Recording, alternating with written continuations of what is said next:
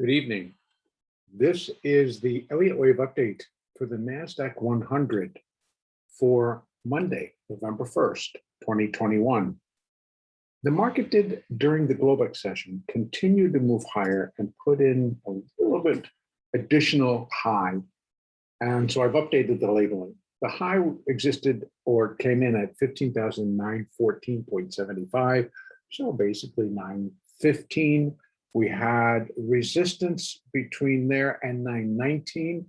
And so I'm also including that it did reach that Fibonacci level, which I've since removed because the wave is complete. So I've labeled it as 5 of this third wave, which is all laid out right there. And then I came in and I put in the 4, and I'll tell you why. It is an ABC up right now, and this bar, which came in right after the bell, has done nothing. And that's fine. I'm finding a little bit unusual because all last week, it was after the bell rang, we had large moves as money via funds and everything else was kind of coming into the market. And now today, nothing. So what we have is a very clear two choices. One, this is an A, this is A, B, C, B, and we're going to do a C wave down, which is likely going to come down back to 15,768.50, maybe slightly additional below it. Since this did not break back above 59, so we got about 15 bucks below there. Yeah, it takes us down to this area. So a trip down to fib support at 15,745, 46, up to 50 actually, is very much in the picture. Should this be an oops, A, B, C? So the 4 would then shift and move over to here. So no harm done, no foul should that be the case. It just puts in a little bit larger 4, and actually I need to, yeah, still will be good. In terms of it's a little bit larger, but so are everything from here. These are all a little bit larger than what I would like, and going to continue to follow through in the direction that you would expect. So I'm still continuing to look for a fifth wave up. Now here's the other side of this coin. This is producing an ABC basically flat. We get down, back down through via a C wave below this low, and then right into this zone. So not too much further. Then we still would expect that C wave up. However, if this indeed completed the small 4 correction, fourth wave correction, this is 1, 2, and now we're in the third. So when things open up again in an hour, I would expect that they're just going to start to move it up, and they'll hold it, and they'll just continue to take it higher. One thing that is continuing to trade is Tesla. Tesla today, this is the way this is going to work for a while now. Tesla has a bad habit of doing this. Well, they'll push it $100 a day for a while until the play changes or whatever changes within how this stock is being traded. But it's up, closed up 95 and is up an additional 10 from the close at 1208. So Friday, it broke 1100. Monday, it broke 1200. That would kind of tell you that tomorrow it breaks 1300. And when you look at the options, they kind of fall in line. You'll just see they come and pile on the 1200s. That's what they're doing all day. Force the market up through 1200. And now you can follow it out. They got to go on for the 1250s, and then there's the 1300s. So they're doing it in $50 increments. And this is how this stock is being played. Fascinating to watch, but it adds to our picture. And as long as that's going to stay in action, I have no reason to look that we're going to just tumble out of bed. Now, today on the opening, that's kind of, it started before, but then once we got the opening, it kind of came down, hit support. So it hit that hourly 50 and absolutely bounced right off of it. I mean, it penetrated it by a little bit, took it back and didn't stop. And then it just rallied. For the balance, pretty much, and then it kind of put in a doji. And then we did have a decline.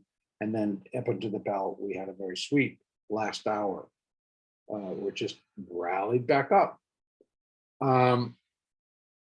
So for tomorrow, I'm still of the thought that the market is going to reach at least 16,024-ish, this 1.236 level. And that is where the B wave will have traveled 1.236 the distance times the distance of that A wave. And that puts us right there. And then right behind that, we have and this level again is for the entire B wave. This level is for wave 5, the minute wave 5. And I'm going to add the sub minute level right now. And then we're going to do that by changing this over to extensions. And it goes from the bottom of wave 2 to the top of wave 3 to the bottom of wave 4. And this is just a guesstimate because I gotta change that. Let me do that again. Because wave 4 may not be totally in yet. So let me do this easier. Put it back like that, great. So let's do it again. On wave 1, excuse me, bottom of wave 2. Up there, down to there. Perfect. Okay, so let's see where we can get some overlap, if any. And again, we overlap a lot right into the same area. Now, this particular fifth wave, which is part of this fifth wave, which is a part of the fifth wave out, which is to be the completion of B. So they're lining up still right at this level. So this continues. And we got a lot. I mean, this should be pretty easy street to get up above 15,935, which is, it would be a new high. But that should just be a pause, just like a zip, and go through it. And then we should start about 15,975. Then we have 83, then 16,003. Though that might pop up, trigger stops, and then swing back below. But then I think we go up and we get up into here. So the zone really goes from 15,974 to 16,040. And then from above there, we do have some decent overlap yet again coming in here. So what we get above 16,040, and it doesn't look like they're going to stop for nothing, not even to take a breath, then we're likely going to get 16,102-ish. We have 16,130, 164, 180, and then we're into that next layer, 1.382, which is the most common. And that's at 16,220, I'm calling it. And then we have additional at 229. So there's plenty of overflow, but look at the zone. See, it gets really thick all around levels that we've already have established. And so there's commonality between that and the actual what's happening. So we've got a lot of resistance that this thing should be able to complete before jumping towards the next larger fib level out there at 1.618. I really don't expect 1.618. I think we will be running out of steam. And it kind of does show, because this is, granted, right now the market is closed for the next 55 minutes while we wait the start of Globex, but prior to that, it really was not moving very much. Okay, but now we have a chart that is full of lines that only the trained eye is going to be able to go and figure this out. So let me take this up so that we can put our Fibonacci together. And I can take this picture and go out about that far and just bring it into focus. So we have these, which give us the retracements for that B wave. And so we're leaving that up. That's the retracements. That's the ones all the way on the outside. And so when we're climbing that wall, that's the ones that are showing us 1.236 and 1.382. It is the relationship of this B wave to this A wave. And that fits perfectly into what we're expecting because these are the most common levels for this type of move against that wave. That's the levels where it most commonly comes, it reaches. So as we hone in on the first, which is 1.236, we can line up a great deal of additional resistance. And right now, we're just now counting just to two.